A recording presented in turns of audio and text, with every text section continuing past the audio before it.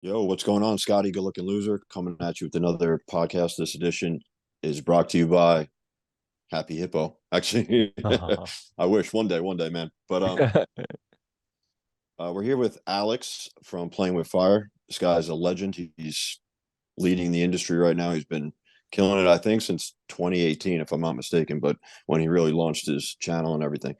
And as always, my co-host Ravi, coming from Budapest at 1 a.m. Yes, what's indeed, man. It's what's good, determination. everybody?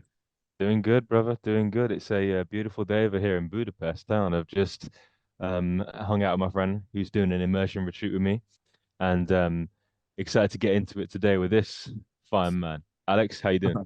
Yeah, I'm good, man. Thanks for having me on, guys. I appreciate it. All right, Absolutely, brother. man.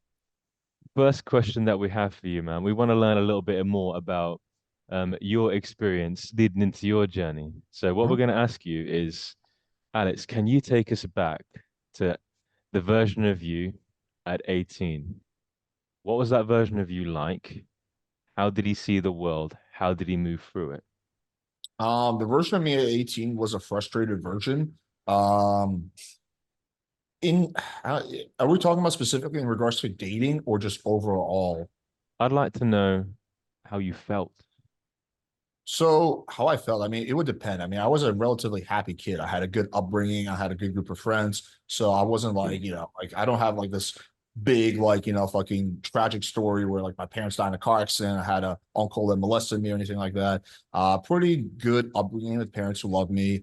But I was just really bad with girls. I was horrible at picking up at social cues. We moved around a lot when I was a kid. So I always felt like I was an outsider because like I would do like fourth grade at this school, fifth grade at that school, seventh grade at the other school. So I was always like kind of like I just kind of always felt like an outsider because of all the amounts of times we moved. Plus, we immigrated to America when I was 7, so at first I didn't really speak the language. So I always kind of felt this like outsider type of feeling at the time. Also, I was horrible at picking up at social cues, just absolutely atrocious at it. Like kind of like a parody type of bad, where it's just like it's so obvious the girl's hitting on you. I'm like, what do you think she wants? Do you think she wants to borrow my pencil? Like it was just I was just really bad at reading social cues. But I think the biggest detriment I had by far was that I was really, really concerned about what other people thought of me. That's I think Mm. probably the biggest thing that fucked me over with girls and just overall happiness. I was always kind of judging myself. So, for example, if I talked to a girl at school that I liked, I talked to her for 30 seconds and I spent 3 hours playing that back and thinking like, oh, did I do okay? Does she like me? This one other person saw this. What does she think? And this is I guess one of the big transformations for me was when I got to a point around I think it was like 24 when I realized who gives a fuck. No one's thinking that you. No one cares. You should absolutely not care about what random people think of you. Like family and friends, yes, to some extent.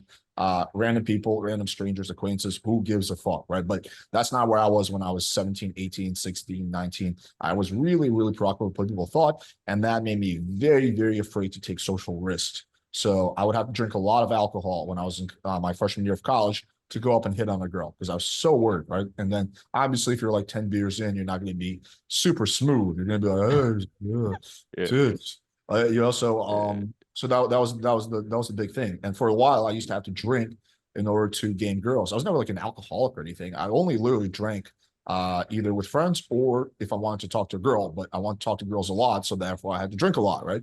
Around 22, 23, I met some, yeah, 23, I met some friends who were like, dude, like you can actually pick up girls without drinking. I was like, no fucking way. And I would go out with them and they didn't drink, but they would get laid more than me. So I was like, okay. So then I started like, okay, instead of like having 5 beers when I go out, I would have 4 beers and 3 beers and 2 beers. And then eventually get to the Mm. point where I'm like, wait, I'm just as good sober. I don't need to drink, like unless I actually want to drink.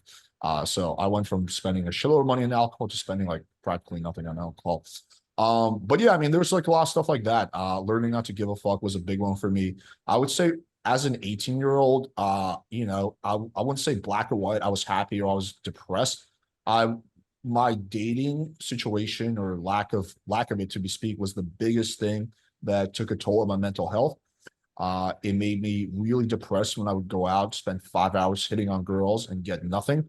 It would really like just frustrate me. And that made me think that, oh, maybe it's me. Maybe I'm ugly. Maybe I'm like maybe I'm just fucked because I was born in a foreign country. Like maybe there's something inherently wrong with me because why am I not getting results and my friends are, right? Fortunately, there was no Blackpill content at the time, so I couldn't be like, oh, it's because of my sub seven. Symmetry. On. Yeah. Yes. Yo, So that's a Alex, good what thing. what city did you grow up in, by the way? So I've lived all over the place, but I grew up in, I went to high school and middle school in New Jersey. It was a small suburban town. And then for college, I went to Boston. I went to Boston University. After that, I moved to Los Angeles. Robert. Nice, man. It's so interesting hearing that, Alex, because your story mirrors mine like tremendously. I actually had a huge amount of anxiety, just really bad psychological foundation listening to you. It was the moving around. It wasn't the ability to get that acceptance and those bonds that probably built like a level of insecurity, and the overthinking kind of spirals out from there. I had a lot of a similar type of background leading into my journey. And of course, like I had the opportunity to be exposed to these guys like Chris and Scotty, good looking loser, right? And that was in my mind, seeing these guys taking guys and transforming their lives. Seeing that when I was 18, it just planted a seed. It took a long time for me to really properly go all in. I at 29, so I was fucking late to making this shit work, man. 29, I hired Andy. He was my first mentor. Andy, I think you've talked to a few times from KillYourInnerLoser. Completely transformed my life, man. So yeah, lost 85 pounds, approached like thousands of women, went on hundreds of dates, just smashed it. But in my case, it was the seed that was planted from this man, Scotty, and Chris from Good Looking Loser, right? Now, a question that I have for Could yourself, I just bro, quickly is add one more thing because I think it's what's pretty interesting and relevant. So one interesting thing that I'm just thinking back that I noticed is like, okay, so when I went to my first school, I was like actually relatively popular, right? Like not that it like matters, but and then every time we moved, I was less popular and less popular. So with every move, my social standing went down. It's so interesting because like my first school, I remember like I was one of the cool kids or whatever. Second school, I was like average. Third school, I was like one of the losers, right? So it's just like it's just funny. Like every time, I guess something happened to my psyche where I was like, ah, fuck, okay, I got to start over. I don't really know if that's the only I think factor. that's a great point. I think That's that's a a great very point. interesting observation that I just kind of noticed about myself. But yeah, sorry, what were we gonna say? yeah, yeah. Um, that is curious that you pick up on that, bro, because um, you actually kind of touched on what I was going to ask you. Doing what we do, taking this area of your life seriously, saying to yourself, okay, look, man, this has caused me pain. This has caused me to doubt myself. I'm a man. I'm in this world. I want to be successful, and I'm not going to accept mediocrity and average outcomes.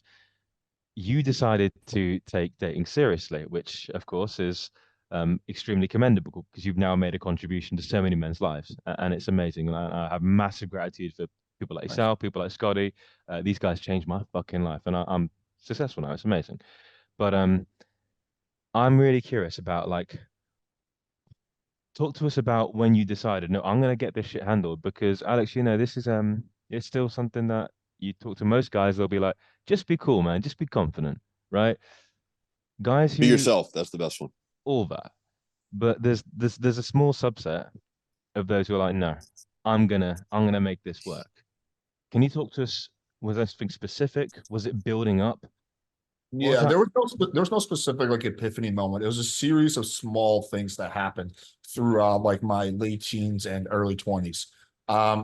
I would say that well, one thing that I think I've always had going for me is that I've always been extremely persistent and extremely like proactive. So even though I would like after a full night of going out and getting rejected, I would like, fucking drown myself with alcohol and complain, but I would still go out the next night and do the same thing over again. So that's one big Love thing. it. A lot of it was just kind of brute force in terms of just doing shit and slowly like little pieces would kind of fall together. Like I'd go out for like a year and I would just make, wait, I have this epiphany that like before making out with a girl, you should probably like, touch her hand or touch her body a little bit. This way it's less awkward when you go into the kiss, right? These little epiphanies that I would get. And then as I kept going out more and more, right, it kind of became like this type of curve because as my social skills became better, I could Hmm. notice and observe more things quickly.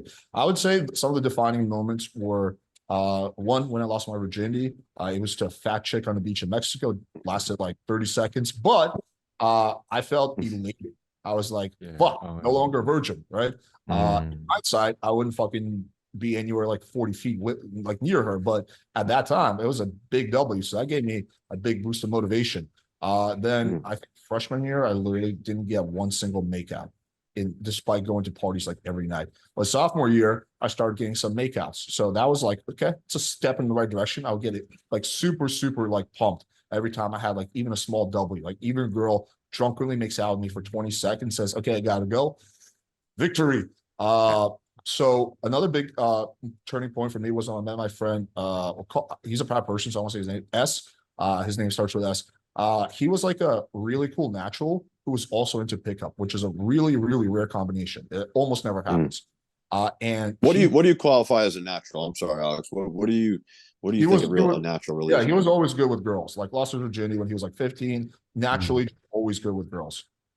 Okay, cool. Yeah, That's and he was that guy. He had impeccable social skills. He was really good. To this day, I will say, like, he's no longer in game. He is married, has a kid, but at that time, probably had the best game I have ever seen, including like pretty much every dating coach out there. So yeah, this guy was really, really solid. But anyway, so he introduced me to the pickup community. He gave me the book, The Game. I got that from him. And when I got the game, that was another big, big tipping point. It was a big epiphany because I realized it wasn't just me that struggled with this. There's like a whole shitload of people. And then what I like about that book is that like you see the transformation. It's like, okay, he used to suck, now he doesn't suck. Okay, well that gave me like a lot of hope. It's kind of like the analogy I always use is imagine you have this like really weird disease that's super debilitating, and you think the only person in the world that has it, and then you discover there's a whole community of people who have the same disease, and there's treatment plans that have worked, and a lot of people have recovered from this disease. And it's such a big weight off your shoulders. That's kind of how it felt for me. But also just I'm kind of, I guess, underplaying, but that guy S really helped me a lot. He was basically, even though he was a year younger than me, he was kind of like my mentor. I learned a lot of things just from watching him and going out with him. The biggest one was not give a fuck. That guy just didn't give a fuck about anything. I could tell you stories for days, but that guy just was the epiphany of like I go for what I want, don't give a fuck. And just like going out with him and seeing that when you don't give a fuck, nothing bad is going to happen over and over again, reinforced that in my mind that, hey, I could give a fuck a lot less. So that was I would say a big turning point. Moving to LA and getting involved more with the pickup community, meeting like because in college, all my friends except S didn't know about pickup. When I moved to LA, I only knew two people. One of them was S, so guys already in pickup. The other one was my ex-girlfriend. So pretty much every single person I met was someone who's into pickup. So having a friend circle that was entirely composed of guys who went out and tried to pick up girls. And like these guys, like they weren't good, but they had a good attitude. Like none of them complained or whined or made excuses. We all like, it was very like, I would say healthy compared to what I see sometimes nowadays. It was just like us motivating each other, cheering each other up, pushing each other. Like, no, dude, don't be a bitch. Go approach that girl. Dude, you can do it. And that like really just having that really tight social circle, I don't even want to say so friend group of people, were on the same goal mission as me, really pushed me because it's like, yo, if I go out with three guys, every single one of them approached a girl, and I'm not gonna approach, I'm gonna feel like a fucking dipshit. So therefore, I'm gonna approach three girls. So that was, I would say, a tipping point. Certain learning about certain people, like certain websites, like the two I was talking about is swooptheworld.com. Their articles and writing definitely was a mini epiphany for me. Revolutionary Lifestyle Design, Wolf Freeman. He was also a big, I guess, like whatever. And there, of course, there's a bunch of people who have played a lesser role. But yeah, I would say again, it was like a series of small victories and epiphanies. And I'm kind of oversimplifying it. There's also points of like extreme, like, sadness and like frustration in my life, right? But as I got better, those points of frustration were like not as bad as they were in the beginning. So like at 25, my lowest point was maybe me just like fucking taking a night off and watching Game of Thrones and smoking weed versus at 20 that, the pinnacle of my frustration would be like drinking myself and like fucking complaining and whining and bitching and maybe even crying, like shit like that. So that's kind of, I don't know if that kind of answers the question, but it does, man. Okay, cool. This is why I think the pickup thing, like just a real quick one observation is that like the PUA guys compared to your normal friends or whatever, even as weird as it might be and stuff like that, they still to me, it still was like a big advantage because they like just even cold approaching with guys who were also doing it. Normal people, my normal friends, like never approached Yeah, girls, they like don't. just random. So even just the idea of like sarging or whatever, like that was that was a leg up. I felt like that this was going to ultimately give me like some sort of advantage or the ability to just actually do this because up until that point, I found out about like the pickup community. I didn't even consider this a possibility because I'd never seen anyone do it. No one ever talked about it. It was literally like that was like a huge opening, Yeah. that I noticed the PUA stuff. That's why I'm always like kind of pro PUA to begin with. I think I really have nothing too bad to say about it. I think overall, I think it's a net positive. I think it's a good thing. I know it's Yeah. kind of dead now. I guess we can get into that later, but I think Yeah. it's overall a positive. Yeah, I can confidently say that if I didn't learn about the pickup community, my life would be substantially worse. Mm, Substantially, like Mm-hmm. significantly, yeah. in literally pretty much every single way. There's like a lot of what ifs, like what if this happened, what if that happened, and sometimes you don't know, like okay, what if I took this job? But with this, I am 100% confident that my life would have been way worse, and potentially, again, small chance, but maybe I would have like fucking killed myself, right? It was like Mm-hmm. I was like really suicidal, but when I was at like my worst, it was really fucking weighing on me. I would be like Yeah. crying and shit, popping pills and drinking, and like just being almost like reckless with my health because I felt like such shit, right? Even though at the time I was healthy, came from a good family, had friends, went to a good school, everything else was good. But that one area, which is women, was so bad that it caused me to not appreciate any of the millions of other positive things I had going for me and just still be really depressed. And that's a It's amazing how tell. things work out. It's amazing how things work out. Like, especially being in a big city like New York, for me, I'm so glad I was like confronted with the abundance of women would just drive me crazy. Like knowing I having like all these options available and not able to capitalize on that. Had I grown up in like a smaller city or something, I don't know if I would have had that same burning desire where it's like smacked right in front of your face. Like, dude, oh my God, like this is crazy. There's so many girls everywhere. Like you can't do anything about it. That was like one of the worst feelings that I could never experience. And you grew up in Jersey and pretty big cities, I guess. So, I was I in a mean, small town. I don't know Went if, to college. oh, it was a small town. Yeah. Yeah, it was So like what would you do very when you small. actually went out and like approach girls? Where'd you go? Well, in high school, I really didn't. I just smoked weed and hung out with my friends. I was too afraid. Oh In high yeah. It school, wasn't until you moved to LA.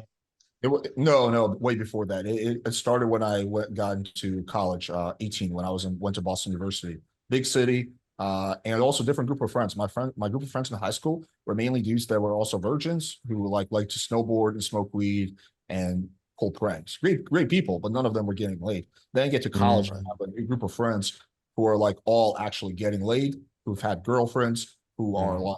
like, just a different group of people and combined with living in a big city, combined for the fact that I used to love partying, that led to me going out a shitload. So yeah, it really began when I got into college, I would say. Mm. But one other interesting thing that I've like thought about how how things could have done differently if I was how things could have gone differently if I was born 10 years later. So if this all Mm. was 10 years later and I go on YouTube and I type in like blah blah blah picking up girl and I find these Blackpill videos that talk about how like hey only the Giga Chats can get girls. Yeah, Like nowadays, obviously I would never believe that because I have enough of a positive reference of system. course. At the time, I could have absolutely believed that shit. I would have Hmm. been susceptible to that. I've been like, fuck, maybe the issue is that I'm not ultra good looking. Like, Yeah, yeah, that's a really good point, Alex, because I actually started pretty late too. I started, well, look, man, I know that firstly I'm gonna just build on something that you shared. I understand how painful this part of your life can be. I've experienced that pain to the absolute core of my being. I didn't lose my virginity until I was like 29, 30. oh, And that was a like decade long struggle with anxiety, with low self-esteem, all these insecurities. It was fucking horrendous. And some of the lows and some of the just dislocation from the social body and the normal human experience, even though I had friends, even though I was traveling, even though I had a good career, all this shit, right? Getting promotions, great education attainment, all that shit. But this area of your life, if something is wrong, it can cause a harrowing level of pain, which is why I'm so grateful that this community exists. And um, listening to what you previously shared about how like your pain points, your previous answer was some of the social awareness as you were growing up when you were 18 version of Alex, not quite understanding some of the cues and also worrying what people think. It seemed like this was the perfect avenue for you to really like raise your potential as a man and actualize yourself and become the person that you need to be in this world. And fortuitously enough, there wasn't the massive amount of black pill content that's around right now because I actually got into this from a very healthy place, man. I just looked at the example of Chris and Scotty, right? And I just trusted them because the Good Looking Loser at that time was a massive community. These guys are everywhere. These were really great guys. Like one of them invited me to come and fucking live with them in London. They just pushed me. I showed up at that point, I was like 280 pounds, like obese, like never been on a date, nothing. Just showed up on the forums, right? The entire community just supported me every single fucking day. Took me from that to losing all that weight to going on fucking hundreds of dates to getting several promotions to starting the business, traveling all over. And I live with these people, right? And we've done all these amazing things. That's the power of how good this community can be in the brotherhood. There's no complaining going on. There's no like whining about the way, it's good to improve yourself and your looks and all that, right? But Yeah, for sure. that's a great thing. But I think like, people So when you also look at like when Ravi, you're fortunate enough where you looked it up like PUA. When you like say for instance you searched it, you just stumbled upon GLL. How'd you find it? Or I mean, what was the primary information? Was it still like love systems and things like that? What were some of the big companies? when I stumbled upon this, there was like real social dynamics, and they were doing their own thing, and that seemed to it seemed to. I was already overthinking. I was so fucking anxious. I didn't really vibe with that school of thought of trying to make these things like super complicated. It wasn't useful for a guy with as much anxiety as I had. So also I Mhm. was coming from a background of like a lot of powerlifting, you're a bodybuilder, Chris was fucking jacked. So I just resonated with GLL. At that time it was really big, Brian. You guys were smashing it. It was a phenomena. So I've heard, yeah, I've heard. it was a phenomena, man. Yeah, to this day, like Yeah, Chris at the time was nagging me to like, yo, you got to get on the forums. You got to get like always trying to get me on the forums. Like, I'll pay you just to comment on the forums to help these guys out. Like, I wish I took it a little bit more serious back then. I wish that's one of my regrets, really. But it is what it is, man. You know. Can we just talk about this one topic though? Because it's curious about the looks factor. Yeah, the looks factor. Because I had massive insecurities about my looks. I thought I was too ugly, and I didn't even fucking try. Right? I paid Andy to coach me for like almost 2 years. I fucking worked my ass off every single day. Showed up, and I just said, dude, is it possible to even get one date? I shit you not. The first 10 girls I talked to, like, I just got a date. It was that fucking simple. And I spent like 13 years grappling with this, struggling with this, like all these anxieties and things. And it turned out that, you know what, if you have confidence, like that shit is massively powerful. Um, being totally like hamstrung by your looks, like even if I looked far worse than I do, right? I'm a tall guy, I've got that going for me. I'm 6'5".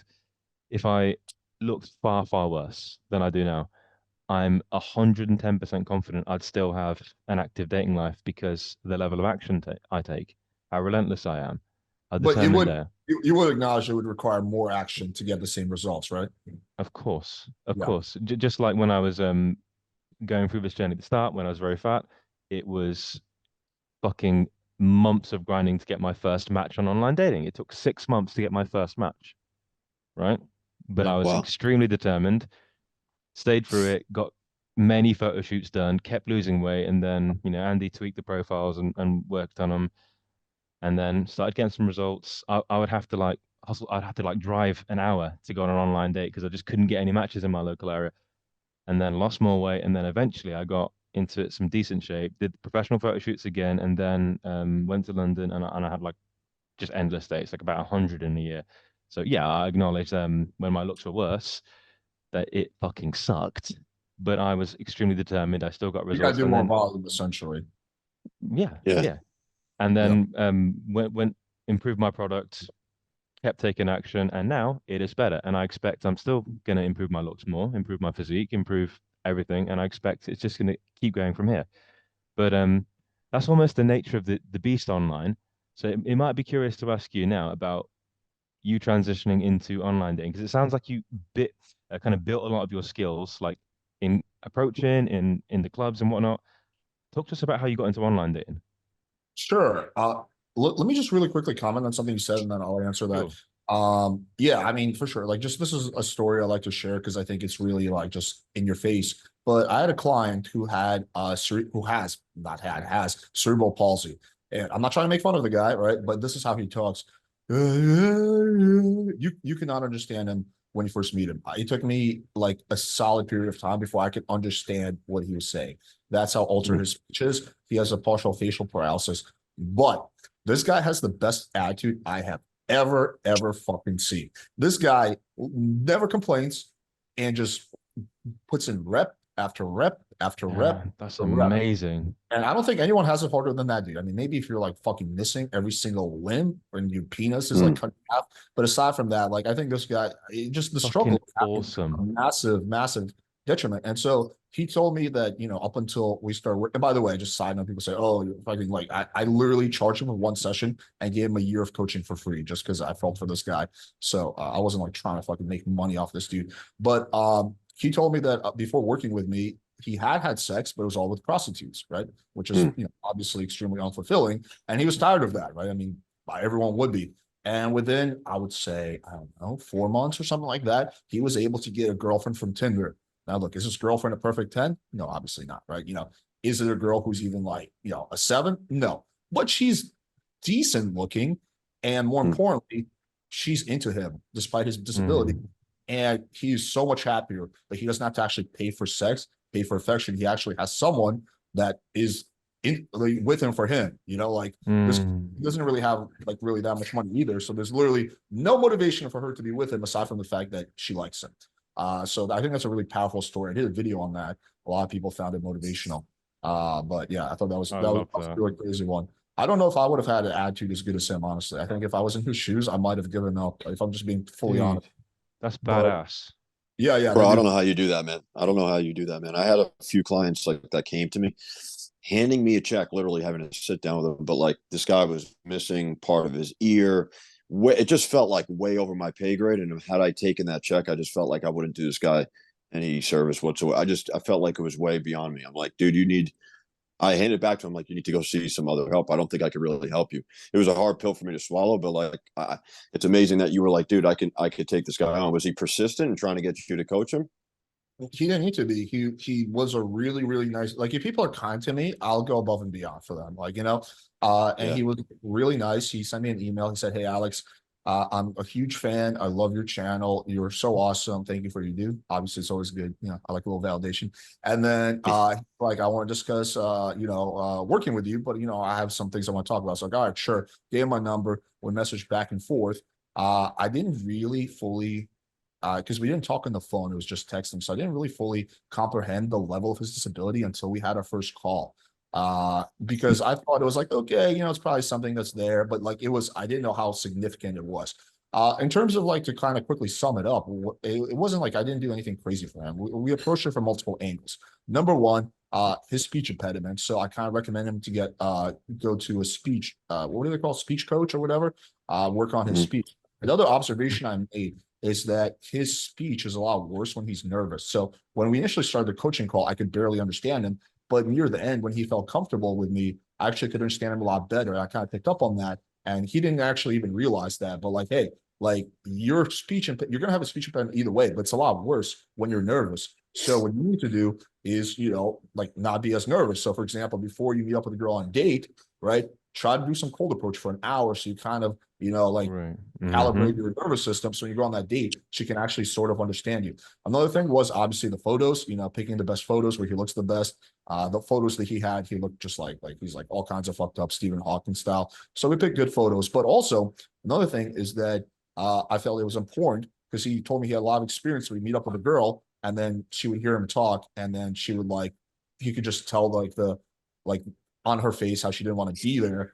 And so I was like, okay, we need to tell these girls that you have a disability, but we have to do it in a tactful way, right? It has to be done in the right way. So we kind of came up with a script of like, okay, this is how he's going to tell her. It was kind of a baby step approach. So first have a normal conversation, and then afterwards casually throw it in. And then before the date, you mentioned again, just so like she's on board. So it's not a surprise when he meets up with a girl. In terms of also what to do on the date, right? I'm like, okay, talking isn't your strong suit. So maybe like, you want to involve like music and stuff like that, or you're more chilling. So yeah, it was just like things like that. It was like small adjustments. I wouldn't say like I did anything crazy for this guy. It was just making a series of small changes that resulted in a better outcome. But in terms of the question that you asked about online dating, so I didn't actually get into online dating until 2015. At that point, I was already like 3 years into pickup officially, and 6 years unofficially. So at first I thought what a lot of people think, which is that online dating sucks, it's BS. Ironically, that was a time when online dating was the best, 2012, 2015. That was like the golden age of Tinder. It doesn't get better than that in America.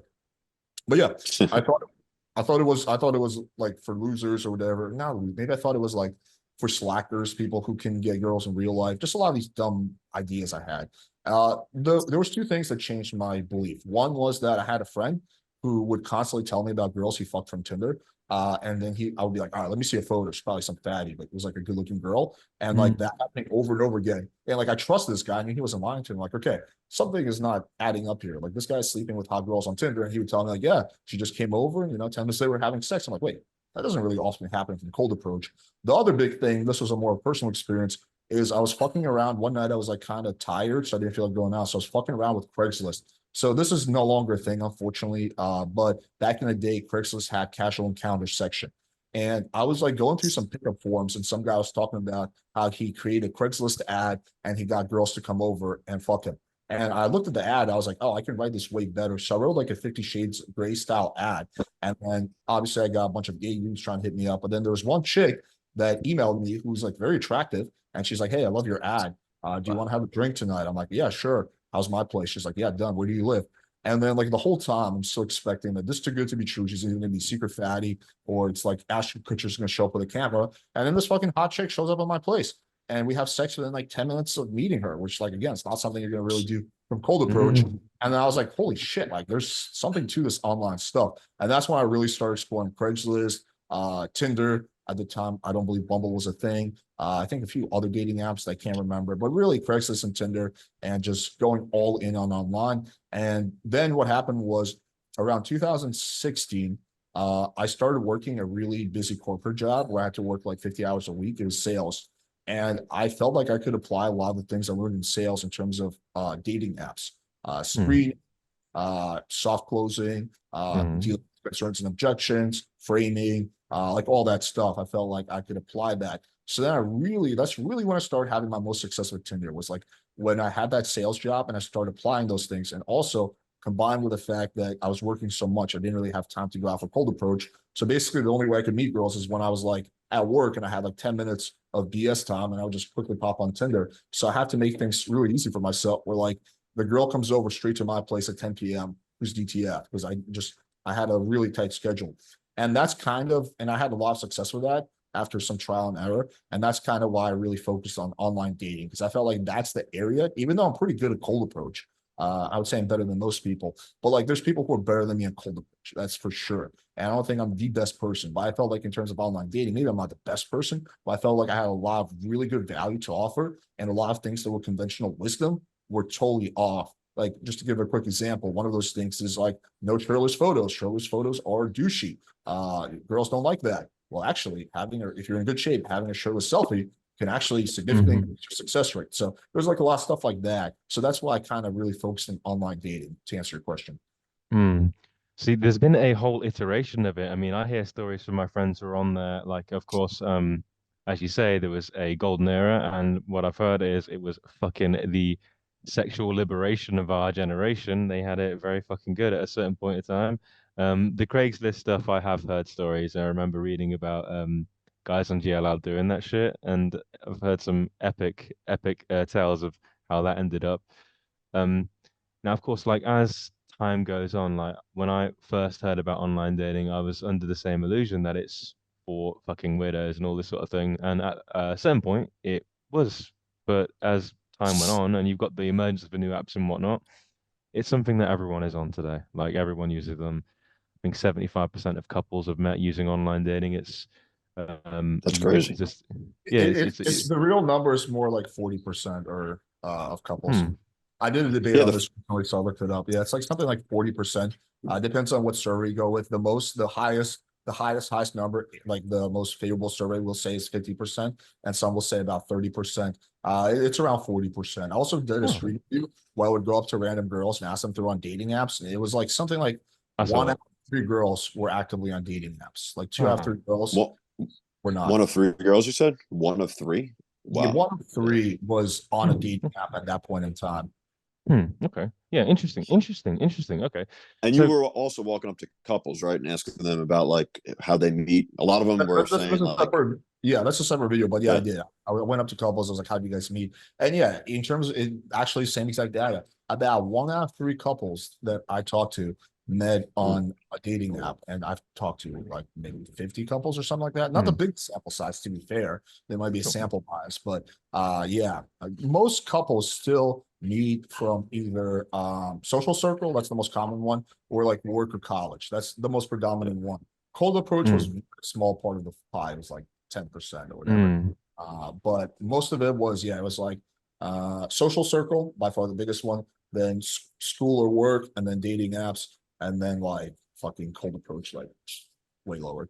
Interesting. I So feel like you very few guys are well rounded in all of these Oh, different no. aspects of dating, right? I feel like Okay. I'm like at the beginning, I was just like a one trick pony with cold approach guy, and then like it wasn't really translating much over to like social circle stuff and game. So it takes a while to develop that like well rounded ability to like Uh-huh. you just stick your hand in all these different jars and be good at everything Yeah. because they don't always yeah. translate. They just don't. They don't. I almost felt like the quick pulls and the cold approaching wasn't really. I wasn't connecting the dots in terms of like being in a social setting with friends of friends or like a Mm, barbecue or something. Yeah, Like I was it's a like, bit "Fuck, who the different. fuck am I? How am I? Yeah. Yeah, I'm like, how the fuck am I gonna get this girl?" It just felt weird. It just yeah. Yeah. felt strange, man. But, You see, what's cool about listening to Alex's journey, a lot of your like psychological foundation you built in person by learning how to connect with people, by going out, approaching, immersing yourself in the scene and connecting with real women. And by the time that you take dating apps seriously, you've got the seduction skills, you've actually got the romantic IQ to make it happen.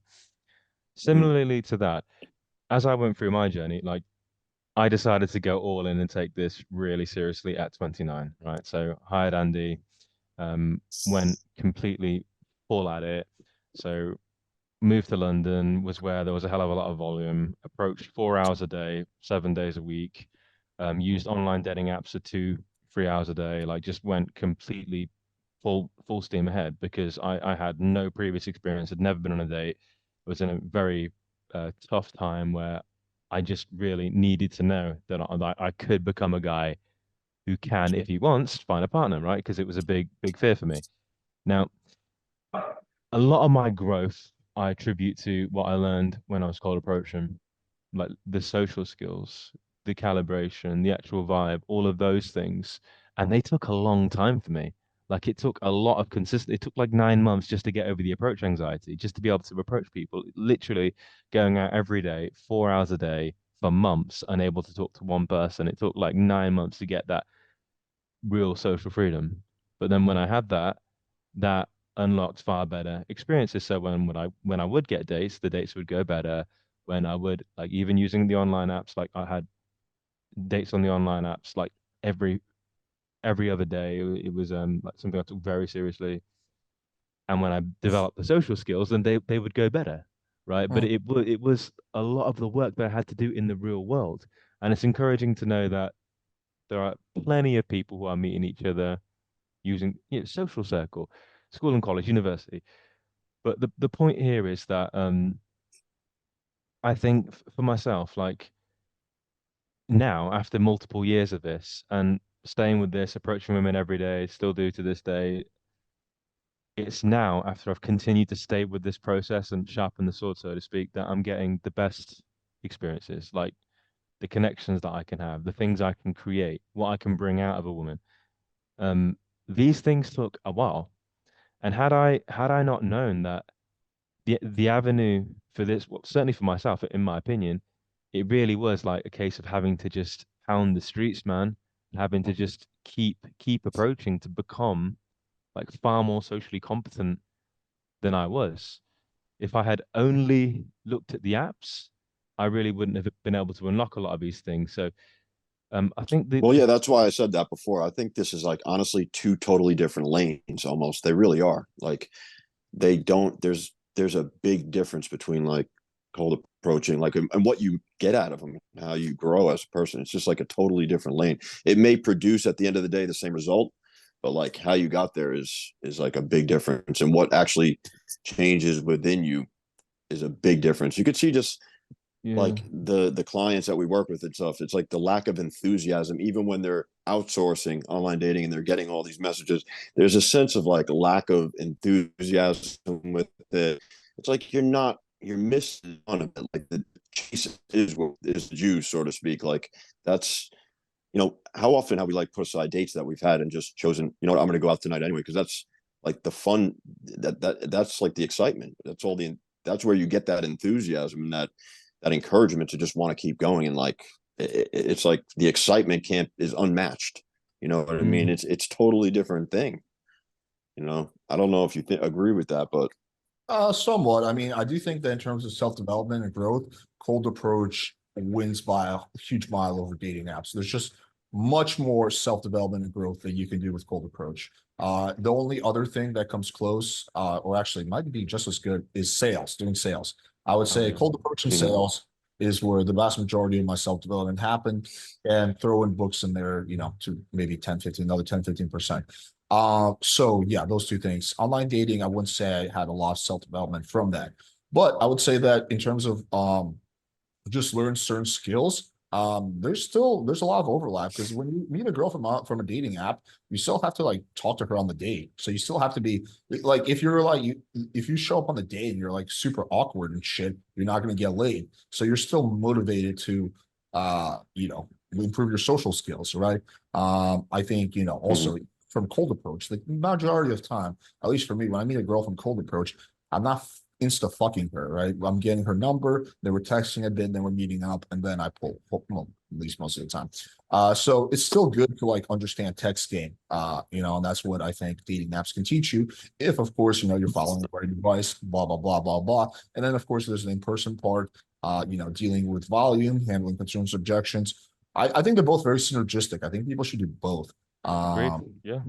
yeah. That's awesome, bro. And I totally align with you on that. Like, if this is something that someone wants and they want to take it seriously and they want to get to the best level they can, then in my opinion, go at it full tilt, approach, use the apps, work on your body, work on your looks, work on your style, like take it really seriously. Like anything in life, invest in yourself, be determined, and you'll see the results. Um, Now, of course, we all agree with that, and that's why we're here. But in the space today, it's kind of interesting, Alex. See, there's a whole like body of thought around us, right? We all come from different scenes. Like I came from like Good Looking Loser through Andy, right? Who's kind of like continued that lineage, and now I'm here with Scotty, with Brian. And you yourself, like you've came from like the PUA scene, learn seduction, and you're now making a contribution. But there's a bunch of different ideas in this space right now, and it seems to be the case, certainly as I look around, that some of the information out there is kind of in a different slant from what we've talked about today. Like we've talked about going out, approaching, becoming more social, learning game, learning text game, all these sorts of things. A lot of I would men say now, most of it uh is it's not even some of it's most of it. The vast majority of it is oh sorry, keep going. I was just gonna yeah, cut. No, um, that's interesting, Alex. Because you were saying, had you found out about this 10 years in advance, you feel like you would have stumbled upon like black pill content and maybe some of this red pill stuff. You really Who think so? knows? You wouldn't have found like PUA stuff. You think you would have been worse off, is what you were trying to say, had you found out about this in 10 years in advance? I mean, at the end of the day, who knows? Maybe it would have gone just as well as it did for me, 10 years Yeah, earlier. The likelihood, we're talking odds, the likelihood of it going yeah, like that was lower because at the time, again, there was no black pill, there's no red pill. It was that's right. really just pickup. Like there's Mm. different theories Yep. on how to pick up a girl, but it was all motivational, positive, taking action, Yep. talking to girls, which is not what the majority of the content is nowadays. The majority of No, it is no, taking action and going out. no, not Both not at sides. all. Yeah, go ahead. That's I what I agree wanted with to that. ask. Yeah. I wanted to ask you that, Alex. So it's not that at all. Like, I stuck with what these guys, these guys got really great results. I just stayed with that. Stay with Andy. He's from the same space, and now like, we have the community now, and like, man, the information that seems to be out there is like, go get your money, guys. Go become a high value man. Go, become a millionaire, and then trust me, the women are just going to line up. Like that's It a very, truly is night and day. It truly is a night and day. What's out there, it's yeah. crazy, man. It's like a whole new world What do you is feel about born. that? What do you feel about that, Alex?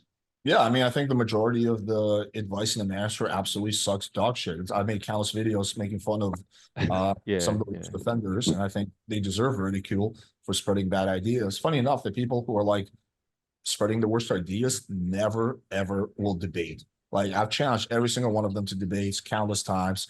They all talk about, yeah, free speech, man. We like to talk to people who think Free differently. speech.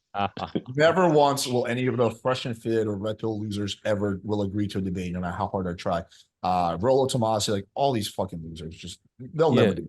Alex, You just felt like you were just on a mission to be like put an end to it. What was your driving force No, I behind mean, that, bro? I'm not so cocky as to think I can put an end to it. I'll never yeah, put an end to it. Not put an end to it, but like your driving force behind it. Those are partly because it would just be very satisfying to, I guess, verbally destroy someone who I think is full of shit.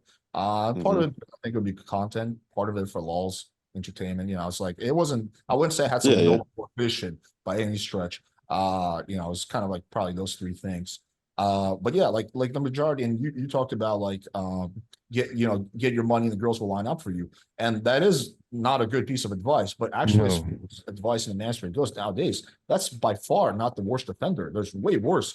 If we go a little level lower in terms of like worseness, like this is the best, this is worse, this is kind of our shit, this is like the become a millionaire and girls will come to you. Well, there's a level below that, which is that all women suck, right? oh yeah, You can't get a good girl in the West. You have to travel to a foreign country. At best, you can find a girl for casual sex. All these women are cheaters. All these women are blah, blah, blah. Now, do you think if you have massive resentment towards women, a girl's not going to be able to pick up on that? Like, of course she is. Like, you're literally fucking shooting yourself in the foot. And I've seen guys who have a lot of resentment towards women, and they're never, ever, sometimes they get laid. I'll give them that, but they can never hold down even a mini relationship, even like a long-term friends with benefits type of thing. They cannot hold that down because they dislike women, right? On some level, and that's not a good thing. Like, imagine like fucking, I don't know, like I'm trying to think of a good example. Imagine like fucking working in Harlem if you hate black people. Like, how long are you gonna last there? It's not gonna last not long. very long, not Yeah. very long, bro. Yeah, Yeah. I feel like when you stumble upon this space, it's not even a place to actually get better. It's not a place where to actually No, it's improve at mostly all. for complaining and attacking other people. And yeah, like it's like the thing is the It's YouTube a algorithm. hell of a marketing spot because like most guys have had their heart broken or are pissed off or not successful. So it's like, where else are they going to go? And you end up being like actually really comfortable in that space, that sort of like bash on women's space. It's crazy, man. Yeah, the other point I'll make on this is the YouTube algorithm is a huge part of the problem. Or this is not just YouTube, this is like everything, because the kind of content that gets views is like rage porn, rage bait, kick out, confrontation, right? If you do like a half-hour video explaining, hey, this is how the best way to pick up girls, this is how you should go talk to a girl, this, that's going to perform significantly inferior to a video where you spend half an hour dunking on bimbos or reacting to some cringy feminist thing where girls like has pink hair and saying something that's atrocious. Like there's literally whole channels that get way more views than all of us put together. And all they do is like fucking rage bait. It's all the whole channel, like Darius Sam as an example. It's literally like crazy feminist says the dumb bimbo, blah, blah. It's all rage bait. There's no practical advice. There's no motivation. It's just pure like rage bait because that's what gets clicks and that's what gets views, and views equal money, right? So yeah, I mean, I think that's like the unfortunate part. Also, another thing is that we have to acknowledge, and I don't think a lot of people will say this, but I say this all the time, the vast majority of people are lazy as fuck. Vast majority of people might in theory want to take action, but won't actually take action. That's why so many people make New Year's resolutions. What percentage of people follow up on their New Year's resolutions? I would say probably less than 10%. Honestly, Yeah, it's a it's small less than percentage 10%.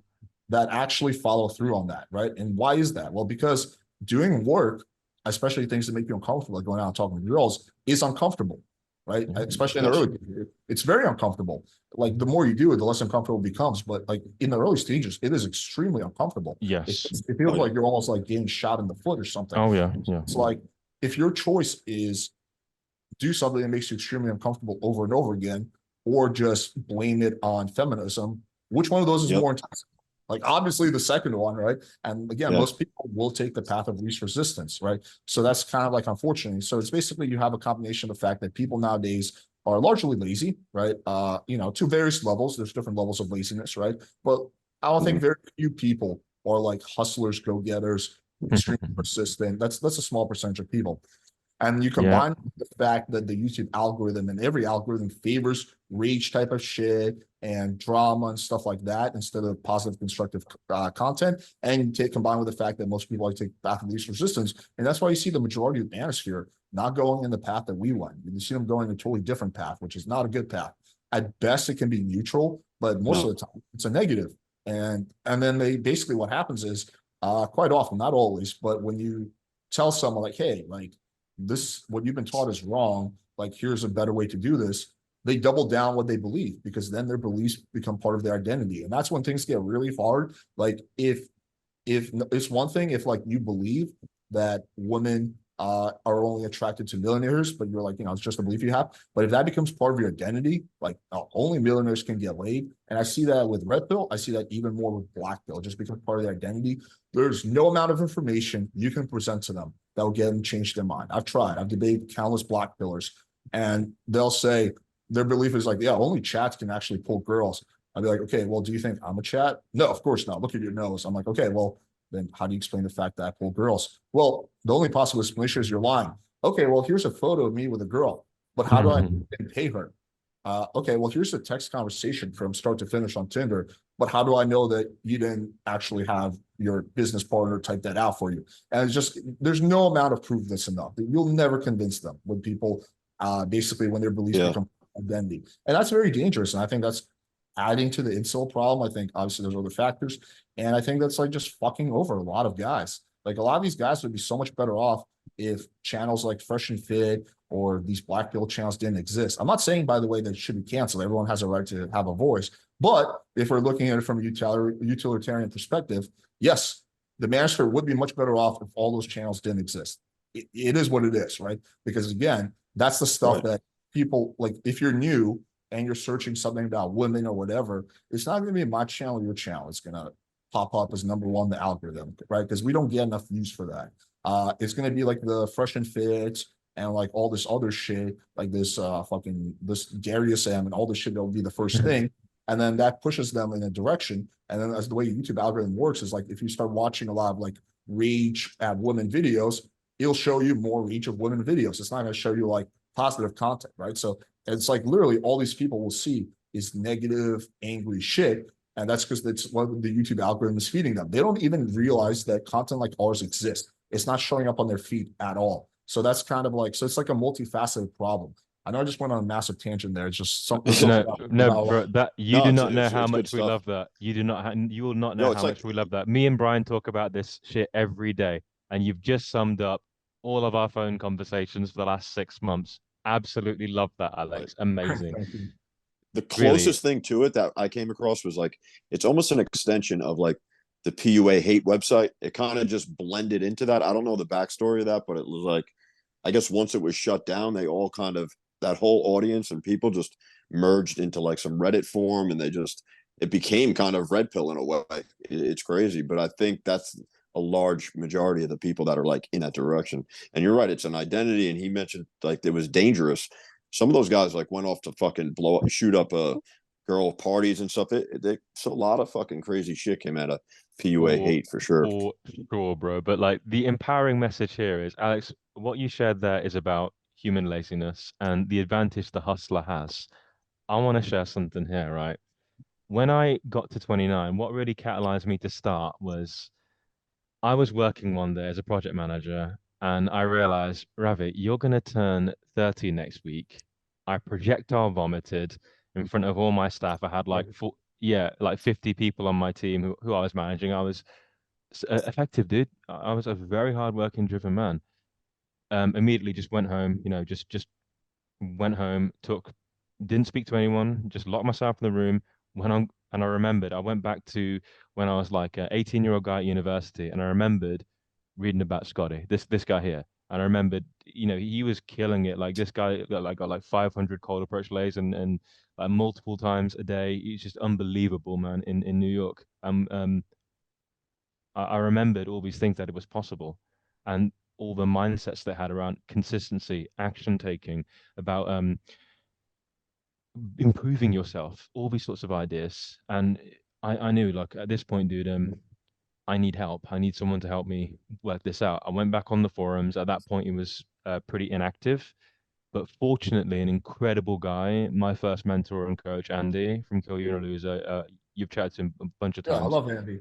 Yeah, so do I. I'm totally indebted to him. Saved my life. Literally saved my life. He's one of the most important people in my whole fucking life, right? He literally took me out from the gutter. So I I would just, say he's the only other person besides me who has a website that gives as much value as mine does for free. I don't bro, know anyone who does like these detailed lay reports besides me and yeah, him, honestly. yeah. What He's a great dude, man. He's a great dude, man. oh We yeah, sure. want to. He really, you know, you'll never know the half of it, like how much he's done for people. Like the forum he's got, I think at this moment, well, it's actually my forum now. He gave it to me. Yeah, that just shows how much love we have for each other. But there's 3,000 guys there, and we're action takers. Like I do it as a volunteer. Like I literally do it to serve people. Right. I have a men's group again, volunteer to serve people. Make zero money from all of that. But like these ideas of taking action, of hustling, this shit saved my life. I was messed up at that point, right? I was all these things in my psyche. Came to Andy, told him I'm a hard worker. I'll do everything he tells me to. So, okay, lose weight, get to this body weight. Every day showed up. Okay, I weigh this today. I weigh this today. I weigh this today. Every single day. Okay, cool. Now go get a camera. Let's start taking photos. Did it, you know? And we just kept going from there. And my thinking was this: I've got a horrible background with women. I've got a horrible past with them. You know, I've got no experience. I never went on a date. Yeah. I'm deficient in all these ways. I'm fat. I don't look good. I'm grooming. I'm bad. Everything's just not good. But here's what I know. I'm going to put the next 5 years in, and there'll be no one ever who's put more work ethic into this. And even if no one before me has done a transformation of this sort, I will be the one who had an impossible situation and flipped it because I had the right coach, Andy. He got into my head and convinced me that I could do it. He believed in me every single day. He somehow convinced me that I'm going to like change the world. And lo and behold, lost my virginity. Amazing moment. Lo and behold, lots more lays that year. Approached 7,000 women after not being able to talk to one human being, right? Been laid all over the world, you know, have a really abundant, interesting life. Because the advantage a guy who's willing to get up and take action is you can literally outwork God's plan for you, regardless of where you've come from, what part of the world, what challenges you've had in the past. If you have nothing else but the ability to grind, you can level the playing field with everyone else who may be better looking than you, who may have a better background than you, who may have better social skills than you. Being able to truly grind, you can make something out of nothing. And I'm proof of that. I did that. So I wanted to just say I really deeply resonated with this. And Yeah, when man. you He's talk, one of the few guys who like he really welcomed me. But like when I came back and everything, he like gave me the way with the website and shit like that. He like went above and beyond to give me like a warm welcome and just like you said, he has that special gift, that ability to like really connect with people and like motivate them and see the best in them and see the potential in them and be like, bro, you need to do this. You need to come back. We'll be here with you like every step of the way. Like gave me that special that little Mark. thing on the forum, like my own special like section on the fill your own the forum or whatever. I don't know. yeah. He's just a special guy, man. He's a cool dude. One funny anecdote about Andy. So I forget if he emailed me or I emailed him, but either way. So I have like this group chat for the people who work for PWF. Like it's like 5 other people, and we talk all business stuff. So I was like, "Yo, I'm thinking about having this guy on the podcast, and that's I include a link to his website. What do you guys think? And then like I got a message that I've never gotten when he's like, holy shit, this guy is actually really solid. I think he might steal all our customers because he's too good. I was like, no, I'm not worried. I think he'll be fine. I think it's complimentary. But that was like the only time that like the people I worked with, like, holy shit, this guy actually is like fucking knows what he's doing. He's not like 99% of people who just like fucking He's unbelievable, dude. Unbelievable. Client results out the ass, like turning people who are fucked up into something just crazy, dude. You know, so a lot of love for him, bro. Really. Like I said, he saved my life, man. And now I'm here with you guys. But yeah, there's a bunch of that. Like, I appreciate, bro. Like you've touched on some amazing points, and I want to do them justice. And I want to just touch on the point that you said about like the culture today. And you know, with a lot of the things in the space, you talked about how some of the beliefs that can sink into your head about you have to be a millionaire and all this shit, dude. You know, one of the amazing things was like, I looked at Scotty and Chris, and like these guys were slaying, you know, killing it, and one of the most successful players in the world, you know, this time. It, Scotty was killing it, killing it. He was not a millionaire. He was just a cool guy, a very well liked, well loved individual. He just had great social skills and great game. And because of this, like I never believed that you had to like be smashing it with money. Of course, some of my mates do really well financially, but when it comes to women, right, you don't have to have all that. And in the real world, if you're in the field and you're taking action and you're approaching consistently, your brain learns that because you can get positive interactions every day. Like that's just when you're offline, when you're not on this device looking at these videos in these angry spaces of the world. If you go out and actually talk to girls, you'll see, dude, many of them are just very chill. Many of them are just very nice, and you can have pleasant interactions with them all the time. Um, that's the great thing about like living this as a lifestyle, like dating girls, like meeting them all the time. You almost, it's difficult to like entertain that reality in your head that they're all fucking hoes and all like this shit. Bro, it ain't true. It just isn't. I've been on hundreds of dates, and in the real world, it's just not like that. Um, It's not, yeah. you And one, know, one other thing The I'll say reason is, so many the reason so many guys gravitate towards that is because you got to understand something. They're coming from a place of probably like 2 or 3 really bad relationships with girls, and they're like, "Oh shit, this makes sense. This is why my girls like a lot of justification of why, you know, his girl broke up with him or whatever like that." So it's they have minimal experiences from what I think, to be honest with you. But um, you know, one of the worst pieces of advice I really heard there was that living at home is like the worst stigma in like the red pill space. Like you won't get chicks if you're living at home. Meanwhile, it's like, dude, what the fuck? I think that's crazy, man. Like that's not true, man.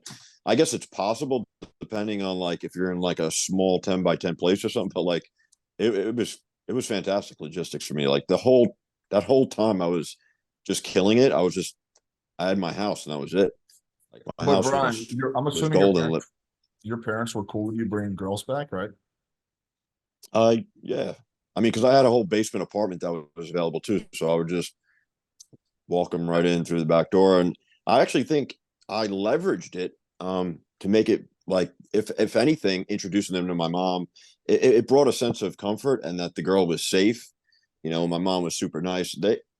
She's probably the best wing woman I've ever met in a way, like indirectly, not like really intentionally doing it, but like I think it brought like a lot of comfort actually whenever I would bring girls back to the place. She wouldn't always be present, obviously, but like when she was, I would actually use it to my advantage, which I don't hear um, at all. People talking about it in this space. It's crazy. Yeah, just to well, comment on that, I do agree with you. You can get laid while living with your parents. I certainly did. I would basically every summer I would come back to Jersey and stay with my mom for a few months, and then before going back to LA. And yeah, I was getting laid then. But I think that one The point, way it's depicted is it's like it's instant death in this thing, which is I just want to want to. It's not. yeah, You know what I mean? It's not it's not. instant death to your game. You know. Yeah, it's not instant death, but the challenge is for guys whose parents are not cool with them, like typically like Indian or religious people whose family's not cool with them, bringing back girls. That for those people it is a lot more challenging than someone like us who have like more yeah, like parents who don't give a shit, right? Like Yeah. my parents don't give a shit. Sounds like your parents don't give a shit. But if you're like, if it's like literally like, you know, your parents will disown you for having casual sex. Okay. Okay, babe. Guys, unfortunately, I got to wrap up. All I good, got, brother. All good, homie. All but good, I'd be homie. happy to come on for part 2 whenever you guys want. You guys have